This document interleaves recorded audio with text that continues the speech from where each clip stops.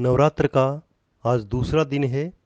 आज ब्रह्मचारिणी देवी की पूजा अर्चना की जाती है। माँ दुर्गा की नव शक्तियों का दूसरा स्वरूप ही ब्रह्मचारिणी है। यहाँ ब्रह्म शब्द का अर्थ है तपस्या। ब्रह्मचारिणी अर्थात तप की चारिणी, तप का आचरण करने वाली। कहा भी गया है कि वेदस्थ तत्व तपो ब्रह्म, वेद तत्व और तप ब्रह्म शब्द के अर्थ हैं। ब्रह्मचारिणी देवी स्वरूप पूर्ण ज्योतिमय एवं अत्यंत भव्य है। इनके दाहिने हाथ में जप की माला और बाएं हाथ में कमंडलू रहता है। अपने पूर्व जन्म में जब ये हिमालय के घर पुत्री के रूप में उत्पन्न हुई थी, तब नारद के उपदेश से इन्होंने भगवान शंकर जी को पति के रूप में प्राप्त करने के लिए अत्यंत कठिन तपस्या की। इसी दुष्कर तपस्या के कारण इन्हें तपश्चारिणी अर्थात ब्रह्मचारिणी नाम से अभिहित किया गया। 1000 वर्ष तक उन्होंने फल मूल खाकर व्यतीत किए। 100 वर्षों तक केवल शाक पर निर्वाहन किया। कुछ दिनों तक कठिन उपवास करते हुए खुले आकाश के नीचे वर्षा और धूप आदि भयानक कष्ट सहे। इस कठिन तपश्चर्या के पश्चात 3000 वर्षों तक केवल जमीन पर टूटकर गिरे हुए बेल पत्रों को खाकर वे अहर्निश भगवान श्री शंकर की आराधना करती रही। इसके बाद उन्होंने सूखे बेलपत्रों को खाना भी छोड़ दिया। कई हजार वर्षों तक वे निर्जल और निराहार तपस्या करती रही। पत्तों को खाना छोड़ देने के कारण उनका एक नाम अपर्णा भी पड़ा।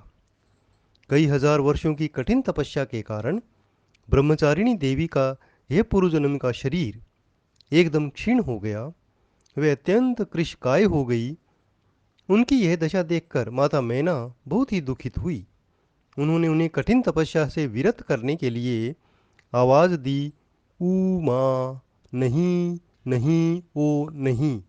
तब से देवी ब्रह्मचारिणी का पूर्व जन्म का एक नाम उमा भी पड़ गया।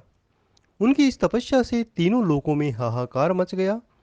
देवता, ऋषि, सिद्धिगण, मुनि सब ब्रह्मचारिणी देवी की इस तपस्या को अभूतपूर्व पुण्य कृत्य बताते हुए उनकी सराहना करने लगे। अंत में पितामह ब्रह्मा जी ने आकाशवाणी के द्वारा उन्हें संबोधन किया और प्रसन्न शब्दों में कहा कि हे देवी, आज तक किसी ने ऐसी कठोर तपस्या नहीं की थी। ऐसी तपस्या तुम्ही से संभव थी।